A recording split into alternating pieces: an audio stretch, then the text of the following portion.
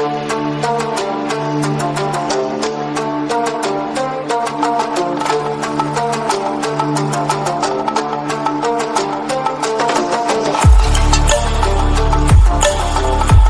Friends, channel dramas promo पर आपको खुश आमदीद। वेवर्स ड्रामा सीरियल अर्तुरुल गाजी के सीज़न 2 की एपिसोड 25 में आप देखेंगे कि अर्तुरुल को ख्वाब में इब्नुल अरबी नज़र आते हैं। वो अर्तुरुल से कहते हैं कि तुम्हारे इस कामयाबी का राज संदूक में पोशीदा है। अर्तुरुल की आंख खुल जाती है और वो खुद कलामी करते हुए कहता है कि मुझे सौंपा गया संदूक मुझे बुला रहा है। और फिर सुबह होते ही अर्तुरुल अपने साथियों से कहता है कि मेरी बात गौर से सुनो। जब तक नोयान को मंगोलों की बड़ी फौज मिलती है वो इस ज़मीन के बारे में मालूमात इकट्ठी करने की कोशिश कर रहा है। वो मज़ीद अपने साथियों को बताता है कि नोयान छोटे छोटे वार करके हमें परेशान कर रहा है। ऐसी सूरत हाल में हमें कबीले को हमा वक्त तैयार रखना है। अर्तुरुल तुर्गत और दुआन से कहता है कि तुम दोनों कबीले वापस जाओगे और वहाँ जाकर आरिफ के साथ और देली दमीर के साथ राब्ता करोगे, लेकिन बहुत एहतियात के साथ, क्योंकि तुगतगीन और ये लोग तुम्हें फंसाने की कोशिश करेंगे। अर्तुरुल उन्हें समझाते हुए कहता है कि या तो छुपकर कबीले में दाखिल हो जाओ या फिर दाखिल होने की कोई माकूल वजह तलाश करो। तुर्गत और दुआन उसका हुक्म मानते हुए कहते हैं कि ठीक है, हम ऐसा ही करेंगे। अर्तुरुल तुर्गत से कहता है कि जब एक बार तुम कबीले में दाखिल हो जाओगे तो परिंदे भी मशकूक होंगे, हर कोई मशकूक है। दुआन अर्तुरुल से कहता है कि भाई मुझे तो तकीन के सिपाही को जाबश पर शक है। अर्तुरुल जवाब में कहता है कि अगर इस पर किसी को शक होता तो इसको किसी भी सूरत अपनी नज़र से ओझल मत होने देना। अर्तुरुल अपने साथियों से मजीद कहता है कि अगर हम कबीले में गद्दार तलाश कर लेते हैं तो हम नोयान को मात दे सकते हैं। अब्दुर्रहमान अर्तुरुल से पूछता है कि भाई मुझे क्या करना होगा। अर्तुरुल उसको कहता है कि तुम्हारी मुहिम में मौत भी हो सकती है, वापसी का कोई रास्ता नहीं है। अर्तुरुल अब्दुर्रहमान से मजीद कहता है कि अब्दुर्रहमान मैं तुम्हें उस जहन्नुम में भेज रहा हूँ, लेकिन तुम हिम्मत मत हारना, कोई गलती मत करना। अगर तुमने एक भी गलती की तो शायद हम तुम्हें कभी दोबारा न मिल सकें। अब्दुर्रहमान हुक्म मानते हुए कहता है कि भाई मैं इस मुहिम में अपनी जान भी कुर्बान कर दूंगा। अर्तुरुल अब्दुर्रहमान से मजीद कहता है कि हमजा को राह रास्त पर लाने की कोशिश करना, इसके सिया दिल को बदलने की कोशिश करना, और गलती से भी इस राज से पर्दा नहीं उठना चाहिए कि मैंने तुम्हें जासूस बनाकर वहां भेजा है। वो मजीद कहता है कि नोयान तुम्हारा इम्तिहान लेगा, सबसे पहले तुम्हें नोयान का एतमाद जीतना है। दुआन अर्तुरुल से पूछता है कि भाई आप क्या करने जा रहे हैं। अर्तुरुल जवाब में बताता है कि मैं अपना संदूक लेने जा रहा हूँ। अर्तुरुल उनकी हिम्मत बढ़ाते हुए उनसे कहता है कि आगे मौत है, वापसी का कोई रास्ता नहीं है, दुश्मन के हारने का वक्त अब आ चुका है। और उधर एक सौदागर तनगूत के साथ नोयान के पड़ाव में आता है। तनगूत उसको बताता है कि अर्तुरुल भाग गया है, जिसकी वजह से नोयान बहुत गुस्से में है। तनगूत सौदागर से कहता है कहीं गुस्से में वो तुम्हारे ही टुकड़े न कर दे, जिस पर वो जवाब देता है कि मुझे नोयान की जुबान में अच्छी तरह बात करना आती है। फिर उस सौदागर की मुलाकात नोयान से होती है। नोयान उसे कहता है कि जब तक बाज़ंतीनी अराजी हमारी हो जाएगी, ओरोज़ोरम, मालतिया, कूनिया, अलाई, ये सब, इन सब इलाकों में तजारत में से तुम अपना हिस्सा चाहते हो ना। अफरासयाब नोयान को जवाब में कहता है कि मैं एक ताजिर हूँ और बिल्कुल मैं ऐसा ही चाहता हूँ। नोयान उसको कहता है कि तुम अपनी सोच से भी ज्यादा कमाओगे, लेकिन अफरासयाब उससे पहले तुम्हें मेरा एक काम करना होगा। नोयान उसको कहता है कि काई और दुदुर्गा कबीले वाले जुल्म और सितम के एक ऐसे कहर से गुजरेंगे जो उन्होंने अपनी पूरी जिंदगी में नहीं देखा होगा। चूंकि तुम जानते हो कि अर्तुरुल भाग गया है और हम उसको तलाश नहीं कर सकते, इस सूरत हाल में वो खुद हमारी गोद में आ गिरेगा। अफरासयाब नोयान से कहता है कि मैं आपसे बात करने के लिए तैयार हूँ। नोयान उसको कहता है कि जब तक ओक्ताई खान की फौज आती है हर कोई मंगोलों से खौफजदा है और हम इन्हें खुराक के लिए भीख मांगने पर मजबूर कर देंगे। सबसे पहले तो हम काई और दुदुर्गा कबीले वालों का माल गरक करेंगे। नोयान मजीद कहता है कि इसी की वजह से ये लोग परेशान और खस्ता हाल हो जाएंगे। अफरासयाब नोयान के लिए काम करने पर तैयार हो जाता है। वो कहता है कि मैं आपकी जरूरतों को देख लूंगा। नोयान अफरासयाब से कहता है कि जब तक तुम अपनी मंजिल पर नहीं पहुंच जाते मेरे सिपाही तुम्हारे हमरा होंगे। और उधर कबीले में हाइमा खानम बहुत ही गुस्से में हलीमा के पास आती हैं। वो हलीमा से कहती हैं कि आज गुरूबे आफ्ताब के वक्त खाना तैयार हो जाएगा और ये खाना इस घर की लड़कियां तैयार करेंगी। हलीमा जवाब में कहती है कि मेरे शोहर के बगैर ये खाना मेरे लिए जहर की तरह है। حلیمہ مزید کہتی ہے کہ میں ان کے بغیر کھانا تیار ہی نہیں کروں گی۔ حائمہ خانم غصے میں اس کو کہتی ہیں کہ میری طرف دیکھو، جب وہ نہیں دیکھتی تو اسے جھنجھوڑ کے اپنی طرف کرتی ہیں۔ وہ حلیمہ سے کہتی ہیں کہ میرے صبر کا امتحان مت لو۔ حائمہ خانم مزید کہتی ہیں کہ کیا صرف تمہارا ہی شوہر ہے جو مشکل سے دوچار ہے؟ کیا صرف تم ہی دکھی ہو؟ وہ مزید کہتی ہیں کہ کتنی ہی خواتین ہیں جن کے شوہر شہید ہو چکے ہیں، لیکن کسی نے بھی ایسا رویہ اختیار نہیں کیا جیسا تم نے کیا ہے۔ حلیمہ جواب میں کہتی ہے کہ میرا شوہر جس نے اس قبیلے کے لیے سب کچھ کیا، ان کو ان کی ماں نے ہی دور بھیج دیا، جس پر حائمہ خانم کہتی ہیں اس کو قبیلہ بدر کرنے والی اس کی ماں نہیں، بلکہ اس کو قبیلے کی سردار حائمہ خاتون نے قبیلہ بدر کیا ہے۔ حائمہ خانم چلاتے ہوئے کہتی ہیں وہ کئی قبیلے کا سپاہی ارطغرل نہیں، بلکہ وہ پورے عالم اسلام کا سپاہی ہے۔ اگر تم ایک سردار کی بیوی ہو تو تمہیں یہ سمجھنا چاہیے۔ حائمہ خانم حلیمہ کو تنبیہ کرتے ہوئے کہتی ہیں کہ اگر آج کے بعد تم نے مجھ سے اس لہجے میں بات کی تو میں تمہاری زبان کھینچ لوں گی۔ اور دوسری طرف کئی قبیلے کی طبیبہ سردار خوشنود کی بیوی کو کوئی مشروب دیتی ہیں جسے وہ فوراً سے چھپا لیتی ہے، اور یہ سارا منظر سلجان اپنی آنکھوں سے دیکھتی ہے۔ سلجان آیت الن خاتون کے پاس آتی، آیت الن اسے کہتی ہے کہ سلجان بتاؤ کیا کہنا چاہتی ہو، جس پر سلجان کہتی ہے کہ مجھے ایک مسئلے کے بارے میں تم سے بات کرنی ہے، اور میرا وہ مسئلہ تم ہو۔ آیت الن اس کو کہتی ہے اب اس گندے دماغ میں کیا چل رہا ہے؟ سلجان اس سے پوچھتی ہے کہ تم میری بہن کوکچی سے کیا چاہتی ہو؟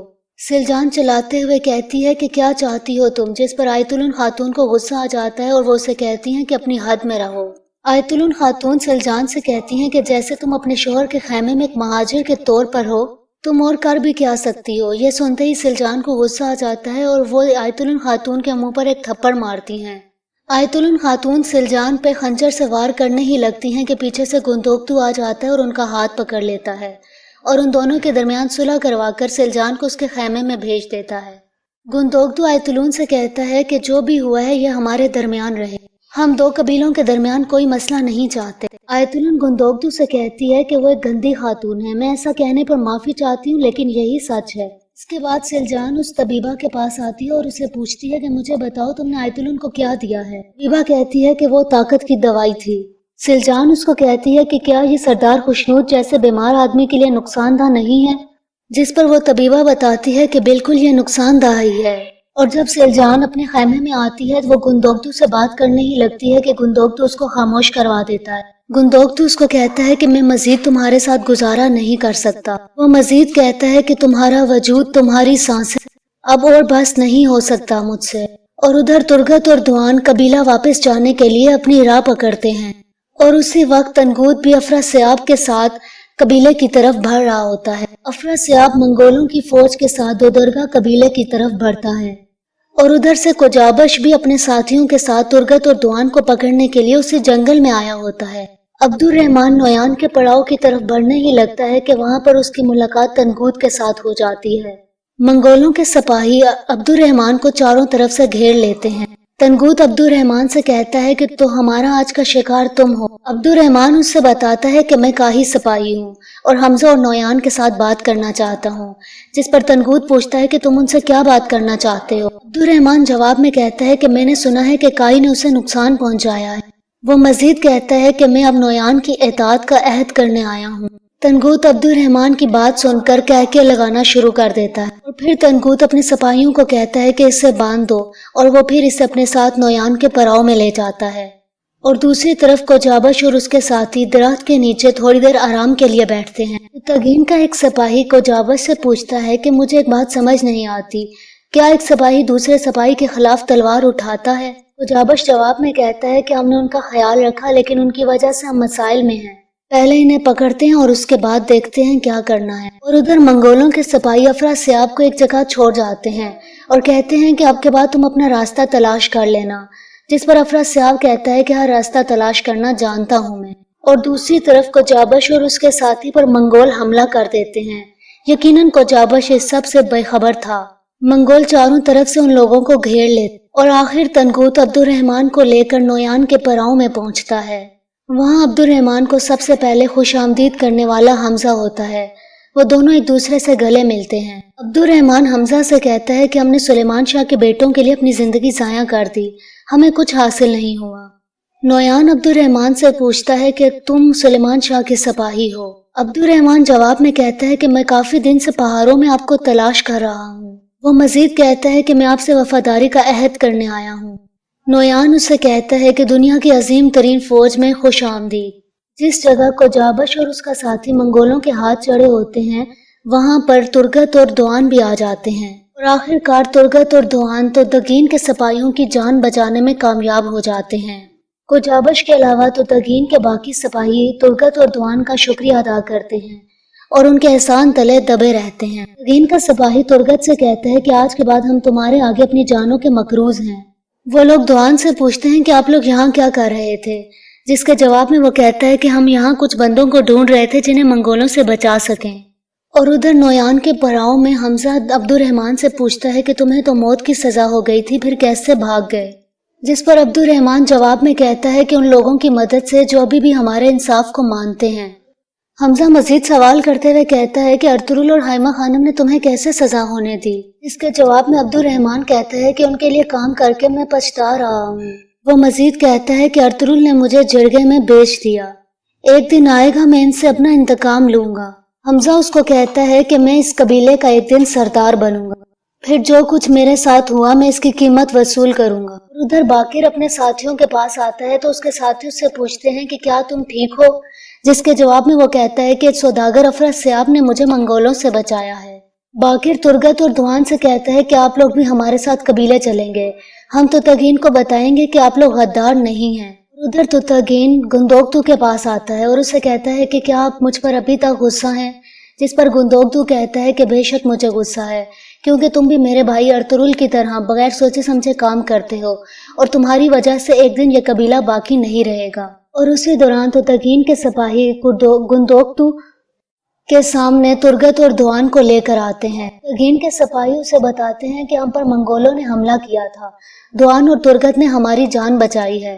तो तगीन ये सब सुनने के बाद बजाय खुश होने के बहुत ही ज्यादा गुस्से में आ जाता है, क्योंकि वो चाहता है कि हर सूरत अर्तुरुल के सिपाही कत्ल कर दिए जाएं। अपने सिपाहियों को वापस देखने के बाद गुंदोकतू तो तगीन से कहता है, मैंने तुम्हें कहा था ना कि तुम बगैर सोचे समझे काम करते हो, अब देख लो जिनको गद्दार तुम कहते थे उन्होंने ही तुम्हारे सिपाहियों की जान बचाई है। और उसके बाद ताजिर अफरा सियाब अपना तारुफ करवाता है तो तगीन और गुंदोकतू से। और उधर हलीमा सुल्तान जैसे ही गुंदोकतू और दुआन को कबीले में देखती हैं तो भागती हुई उनके पास जाती हैं। हलीमा सुल्तान तुर्गत से कहती हैं कि अर्तुरुल कहाँ है। इसके जवाब में तुर्गत कहता है कि हलीमा सुल्तान मैं आपके लिए उनका सलाम लेकर आया हूँ। हलीमा पूछती है कि क्या अर्तुरुल वापस नहीं आए। इस पर वो कहते हैं कि वो हमारे साथ नहीं आए और ना ही उन्होंने हमें बताया है कि वो कहाँ जा रहे हैं। हलीमा गुस्से में तुर्गत और दुआन से कहती हैं कि क्या तुम लोग उनके साथ मरने से डर गए जो उन्हें अकेला छोड़ आए।